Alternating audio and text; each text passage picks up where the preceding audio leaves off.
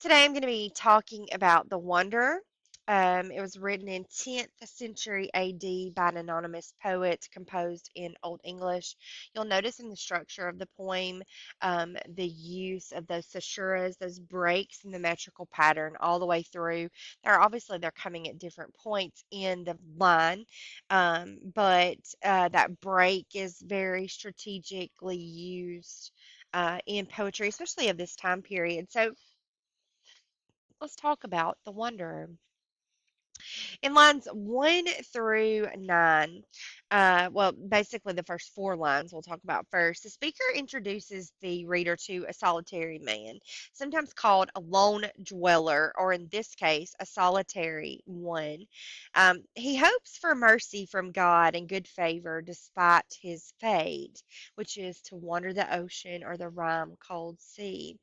The wanderer here is headed for a speech, but first, the speaker tells the reader that the wanderer is thinking about all the hardships that he's had to suffer over time, which include the deaths of his dear kinsmen. We talked about in our earlier screencast that the importance of the kinsman relationship, where the warrior would swear his allegiance to the Lord, and then the Lord in return would provide him with gifts in the mead hall, would give him rings and land and praise, and their relationship was a symbiotic one. They needed each other in order to be whole, and that relationship is really important, and we're going to see that here in the Wanderer when a man is without his kinsman, his lord. Um, and so we see how it pops in to we see like direct quoting that we're getting from the Wanderer story. In lines 10 through 23, the speaker is telling the reader that since he's completely alone, there's no one that he can clearly tell his inmost thoughts. His relatives are dead, and he doesn't want to just reveal his thoughts to anyone because they're personal to him, which is a common theme, is revealing our inmost thoughts. In Old English poetry, solitude is also a common theme in this time. So he says that sorrow really doesn't help anyone. He says, a downcast heart won't defy destiny, nor the sad spirit gives sustenance. He knows that his troubled mind is not going to offer him any help to rectify his situation. So he's had to kind of bind his thoughts within himself. He's had to bind them with fetters or chains. He's physically, mentally, and emotionally alone. His lord has died, his gold friend, and he's seeking a new lord. Without a lord, the Anglo-Saxon warrior had no source of protection, no source of income, and he needs to be able to find a new lord to serve, or else he will continue to live this solitary life that he is living. In lines 24 through 33, the speaker is talking about how he has sought out a new giver of treasure, a new Lord. Everywhere he's going, he's looking for one. He says, I covered my girlfriend and I fared from there over the waves bed, winter weary, longing for a hall and a lord of rings, where near or far I might find one in the mead hall, remembering me and my kin, or else show favor to a friendless man, requite me with some comforts. He has hoping that he might find someone who can comfort him and remedy his friendlessness. But he knows that if he doesn't find one, if he can't find a new situation for himself, he's going to end up on a path of exile, where there's no twisted gold, but only frozen feelings and no glory. In lines 34 through 43, he is talking about the life that he used to live, and contrasting that with the life that he's living now. He once woke up with happy times, right? Happy He once woke up to happiness and contentment, but now he's a wretched, solitary man. He'd like to return to that life, and he dreams of what it would be like here in those closing lines in like 38 through 43. Unfortunately, in lines 44 through 53, none of it is real. It's only dreams that he's having. He wakes. This friendless man wakes from his happy dream. He's still on the sea, and we get those sea images there: the dusky waves, the fallow waves, and then the birds and the snow and hail falling in the sleet as well in the water. Um, and this imagery is kind of a shift from what has kind of been before, a greater focus on nature, how it surrounds the wanderer. He's sore with longing for a loved one, he says. And those seabirds have the freedom to kind of fly away from the situation. And then the wanderer does not have that same freedom. He's constantly reminded of his situation every time he starts to take comfort in what's around him, and his sorrow returns there.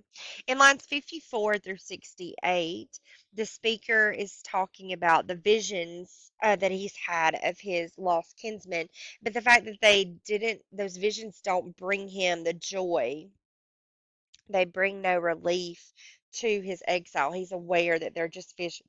In fact, he says that they make things worse for him.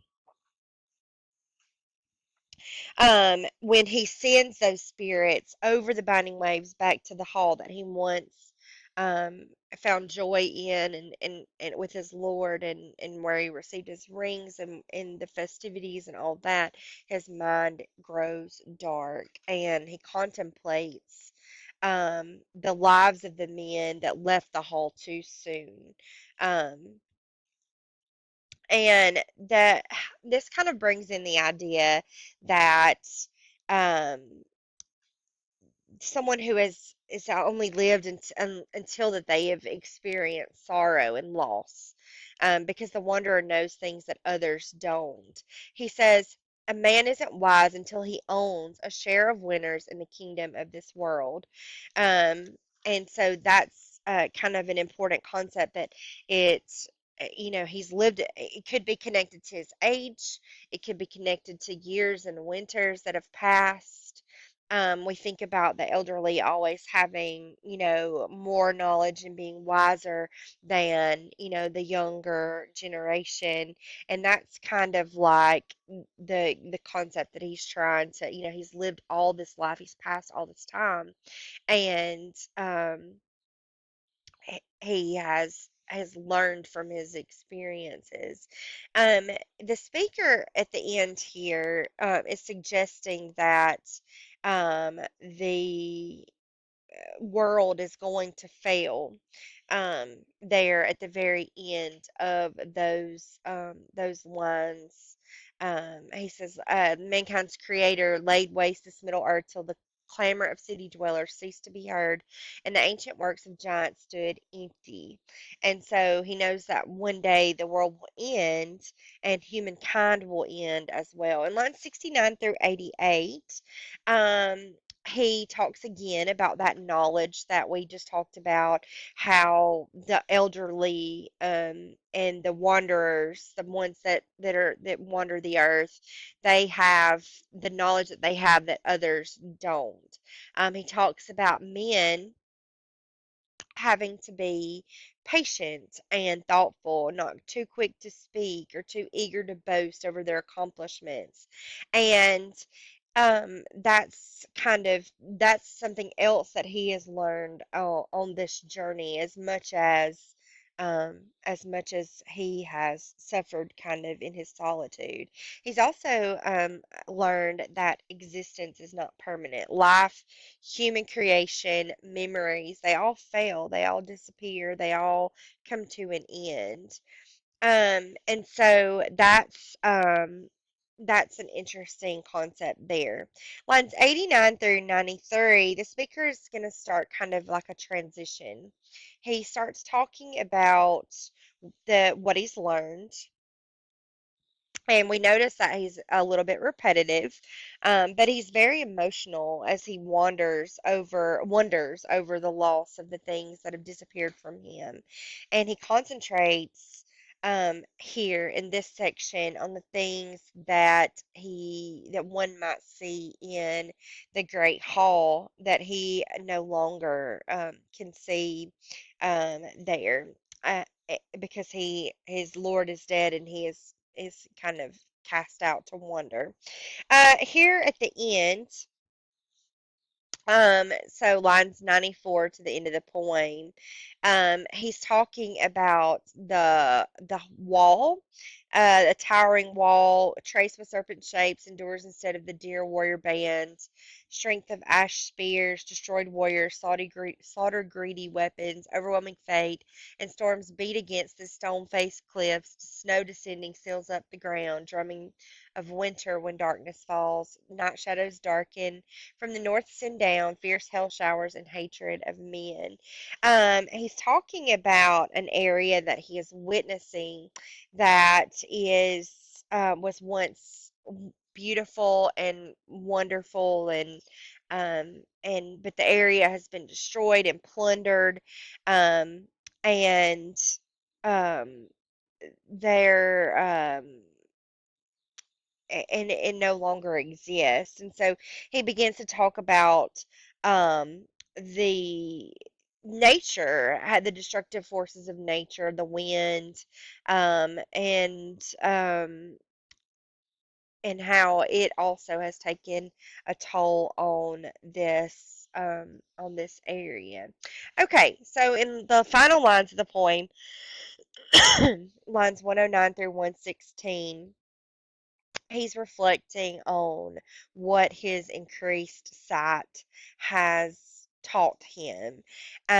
He comes to the conclusion that, life is complicated, it's hard, it's ultimately depressing, it's lonely. Fate governs us all, everything and everyone.